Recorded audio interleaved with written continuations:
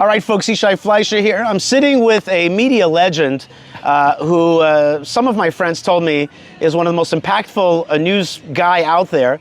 And this is a man who doesn't need to be out here in the field, and he's been doing it for how many years now?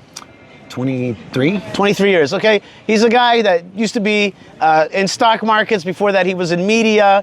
But for the last over 20 years has been running around the world and doing great coverage. His name is Chuck Holton.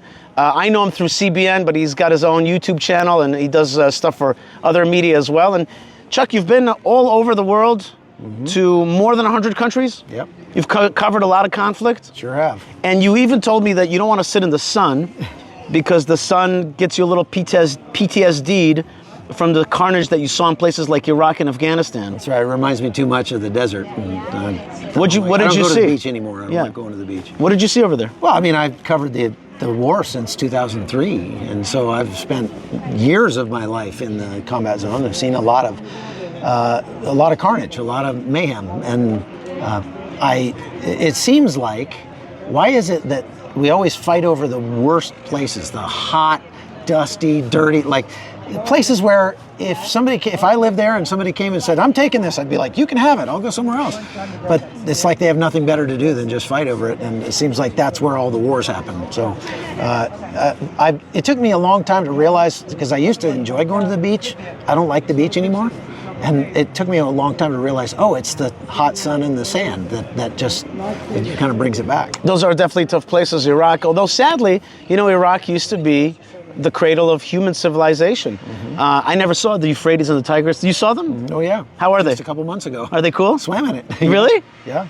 Are they beautiful? Well, I mean, yeah, they're beautiful. They're kind of dirty, you know, but big rivers. I mean, they're very good size. I was there in March, I guess, and the Euphrates was at flood stage. It was crazy. Okay, these are things that I've read about in the Bible, the Euphrates River, the Great River, but you've been there, you've been all around the world in conflict, but you've been here a lot also. Part of who you are is also a Bible-believing person, a faithful person, and today I had the great merit of touring you really for your first real tour inside the tomb of the Mamas and Papas. Awesome. Yeah, it's so cool. It is. So, I mean, I can't believe I've spent so much time in Israel and I've never been here before. I've driven by Hebron once and that's about it. But this is such an impactful site for people of faith.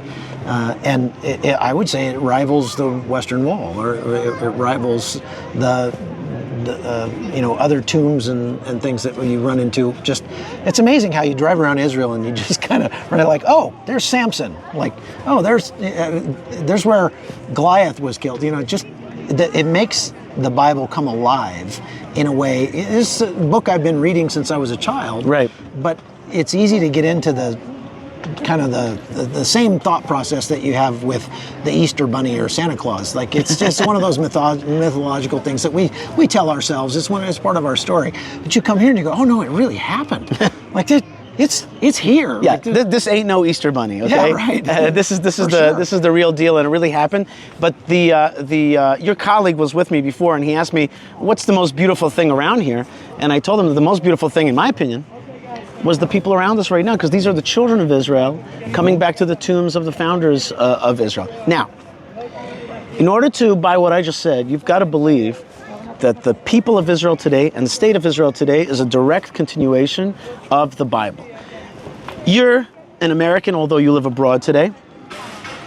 You have a powerful YouTube presence and in other media, but people of your political ilk and your political religious outlook, many of them, famous people like Candace Owens, like Tucker Carlson, have taken a position of anti-Israelism from the right. That's right. Including one of the oldest anti-Semitisms, which is to say the Jews that you're dealing with today, the Israelis, are not actually the Jews of the Bible. The Islam a lot of times does that. Jihadist Islam does that. They're like, no. These folks are just Khazar, converted folks. They're not the real Jews. Yeah. Explain to me how that happens, and tell me about how, is there a way to fight? Now, you're also an author of books. You have an upcoming book, I think, about the death of civilization. This is my most recent book. Okay. Out in November.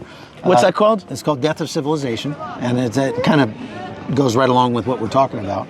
I think there's a very disturbing trend happening on the right in the United States, conservatives in the United States like myself. they have come to the point where they really see leftism as the biggest enemy. And so anything that they associate with leftists, they absolutely hate. So when they look at the modern state of Israel, they say, you've got a bunch of leftists that are here. And it's funny because we, in the United States... For me, I'm like, parenthetically, look what the global image of Israel is. It's very different than the way I think of our Israel, of my Israel. So Chuck, what you're saying is like, they're identifying Israel as this left-leaning and that's entity. the problem they have, is they haven't come here. Right.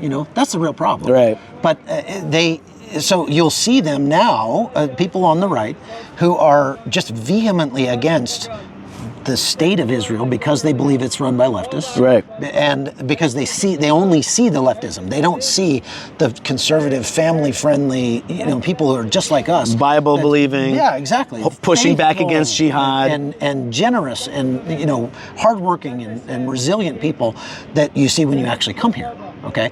But you'll see the same. So what do they thing. see? They see New York Jews. Exactly.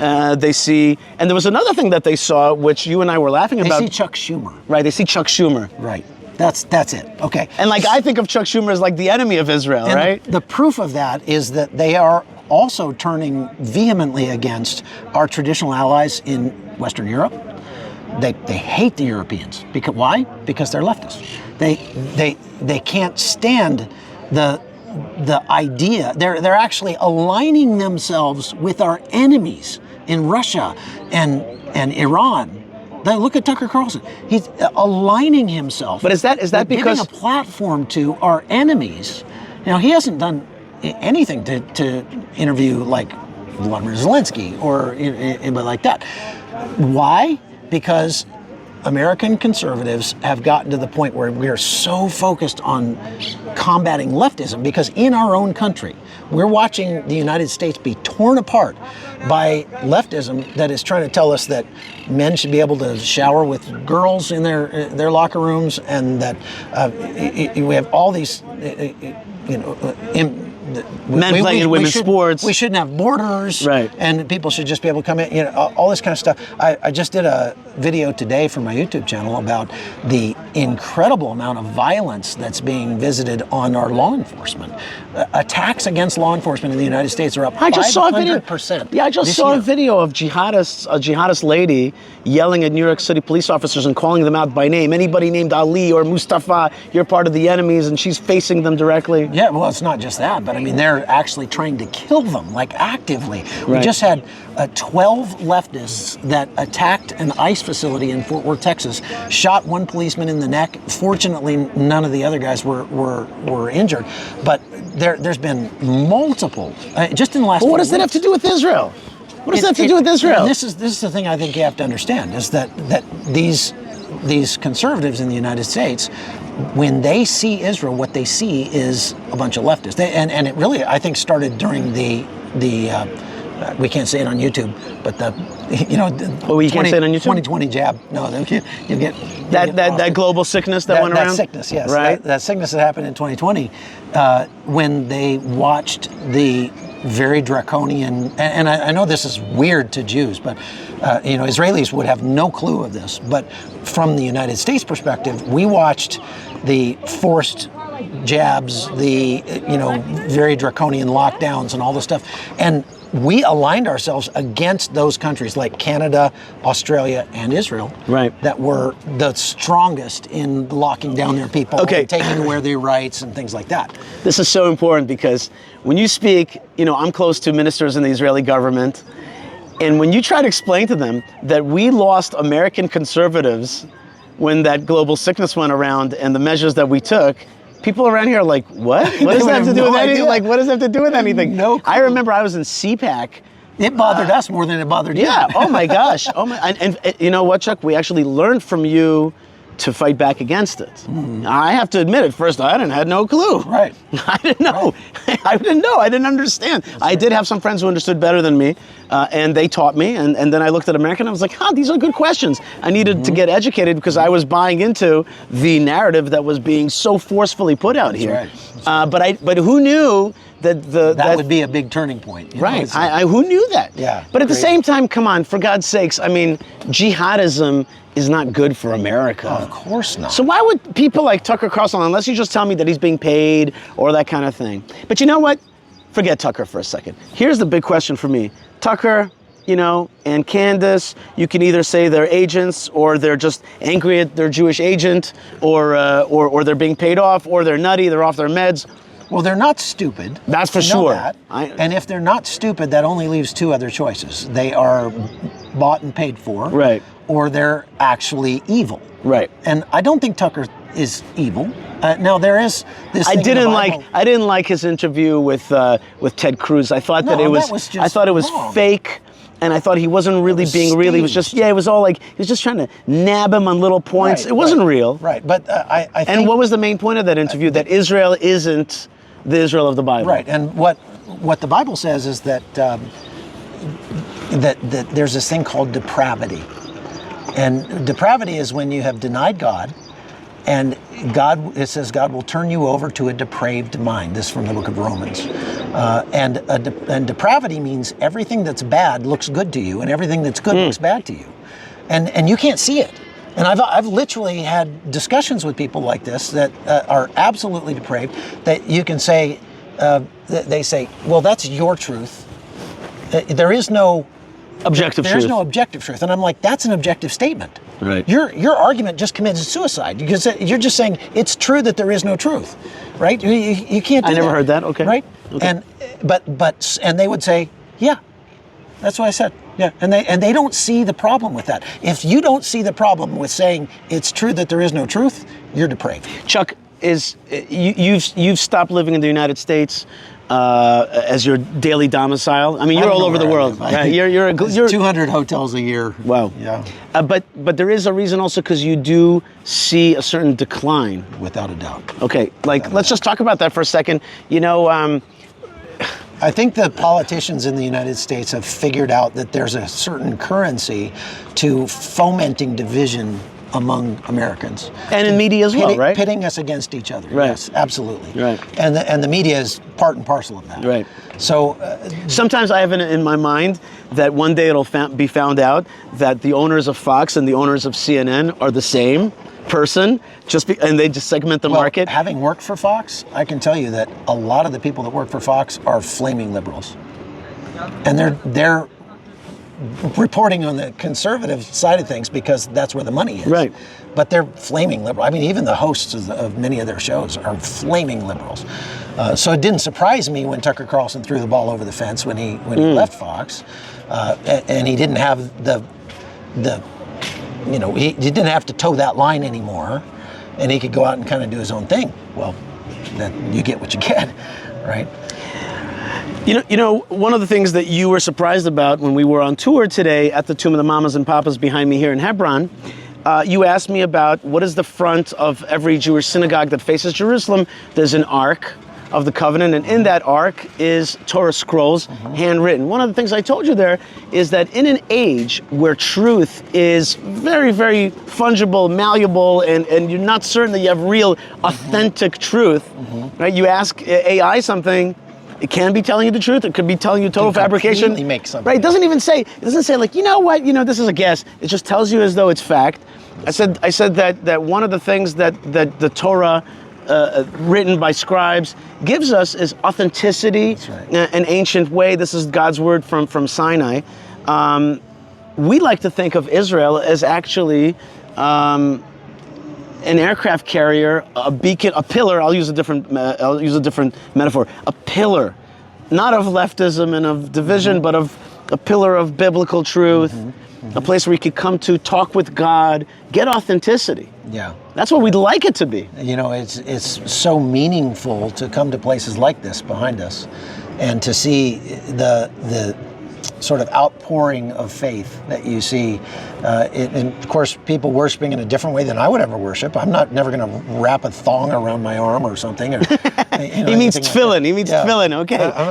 I never heard it referred to as a thong. Well, whatever that thing is, leather thing. Yeah, but it's got God's name in it. It's got scrolls. And I understand now thong. Because you did a great job of explaining to me what all that means. And I've heard that before, but just being there and and getting to understand, like when that soldier came over and showed us a verse out of the same book of Psalm that I read, and we're like, yeah, I know that verse. Yeah, a soldier came over and he read from book Psalm 69, the last few verses, which talk about that God promises that the cities of Judah will be rebuilt, and that who will inherit it, the children of the forefathers and mothers will come back and rebuild it. Yeah, right here. Yeah, and he came over to show it to us, right? That's so cool. Yeah, that was cool. But like I say, just make your faith sort of blossom in a way that it can't do if you're just living in the States and you never come see it for yourself. But I'm sad that Israel isn't that beacon that it could be of that. We'd like to help. We're activists. We're working to make it. Have that brand. Well, and here's the thing that I keep saying to my viewers. And you travel all over the world. Like, you're really all over the world. Really, really. Like, is Israel? I'm asking you, really, like, as a world traveler, is Israel different and special to a faithful person? Without a doubt. No question. And even more so than just for the fact that you have all of the places that appear in our Bible. But I keep telling my viewers that we have to stop seeing everything through the lens of politics and start seeing it through the lens of truth. I'm here in the old city in Jerusalem, and as you can imagine, it's pretty empty. The tourists have all gone home, and the shopkeepers here, today is Shabbat, so really the only shops that are open are the ones that are owned by Arabs. And if you didn't know, about 20% of the people who live in Israel are Arabs, Arab Israelis, and they live here in peace almost all the time with their Jewish counterparts. But in talking to them, many of them actually do not believe that the massacres of October 7th that everybody's talking about took place. They say there's no way that they were beheading babies and things like that. And I told them I went down there and I saw it for myself. It happened, and they just acted kind of shocked, really, because their propaganda, the news they watch, is telling them that these massacres did not actually happen. Objective moral truth. And the first question we should ask about any conflict or any story or anything that we hear in the news is, what is right? Not even just what is true, but what is morally just? What's right about this? If we want to know who's on the right side of any conflict, whether it's in Congo or Ukraine or Burma or whatever, we have to ask ourselves, well, where are the people that are being victimized, that are innocent civilians? And that's usually a good pointer. I also always ask the question of which side would allow me to report on what's going on, even if it's not positive to them. So if we're in Gaza and I was reporting that these Hamas guys are shooting people in the kneecaps, I would get shot in the kneecaps at the very least, right? But if I have been in Israel, I've been here for now 6-7 months during this war, and there have been times when I've criticized the Israeli government or the IDF for something they did, and I'm still here. That's right. They're okay with it. That is a very good indicator of who's on the right side of this. It turns out that liberty is a big deal. It is. When I was a kid in America, they talked about it. It took me to get a little older to be like, that liberty thing is a big deal.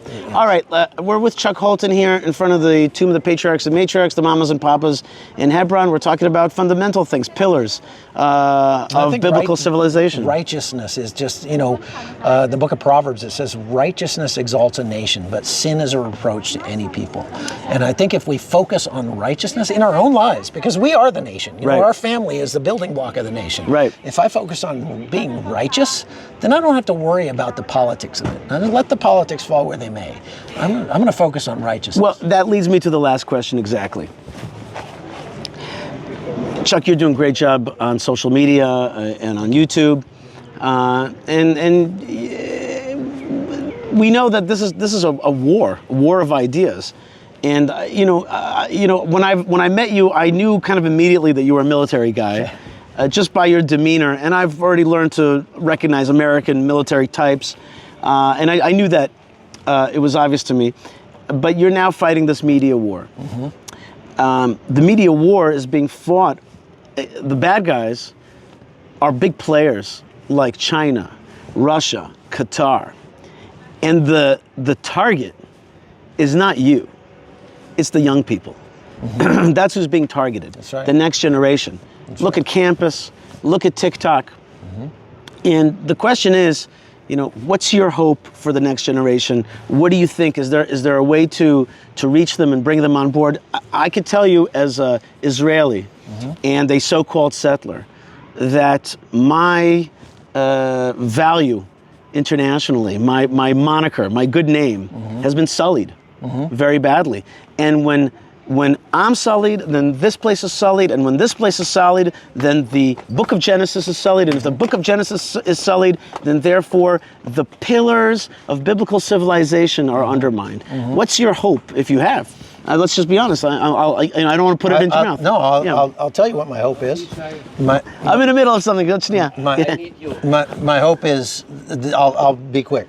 My hope is take your time. very, very much this, that you outbreed most people in the world, and have those babies, those faithful babies. That's right. American Christian conservatives outbreed most of the people in America, and demographic decline is the biggest problem that the world faces today, as far as ultimate survival. You look at places like even the United States, which has a higher birth rate than many places in the world, but we just slipped below 1.6. That is terminal demographic decline. It means the next generation will be 40% smaller than the last generation. And so much of this comes down to people saying, oh, I just can't afford it. Well, what they're saying is, because your ancestors raised kids on nothing. Their kids were an asset to them to help them survive, not a liability. But what you're saying when you say I can't afford kids is I can't afford kids and maintain the lifestyle that I want to have, right? And so it's a very selfish thing to say. But selfishness and narcissism is a big part of our reality today. That's right, absolutely. And so this is what I believe is that the way out of this, the way forward in the United States and here in Israel is get married, have a lot of babies, and keep them out of the public school system, so so that they don't get infected with leftism.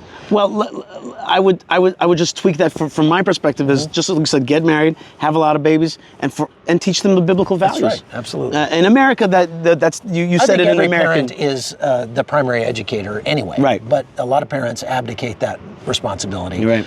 And so what you see is this movement in the United States of people saying, no, I'm going to take that back. I'm going to be the educator. Right. I say oftentimes when I'm speaking to groups, I say to them, keep having those babies, and mamas, teach them the Bible, read them the Bible.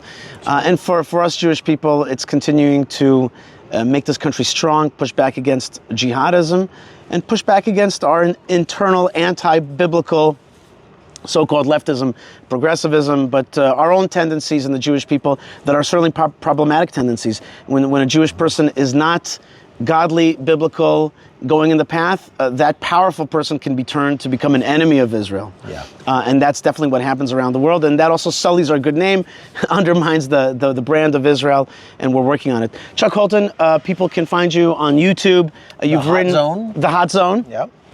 And you can go to chuckholton.com and get everything there. Including your 7 books? 11. 11 books. Yeah.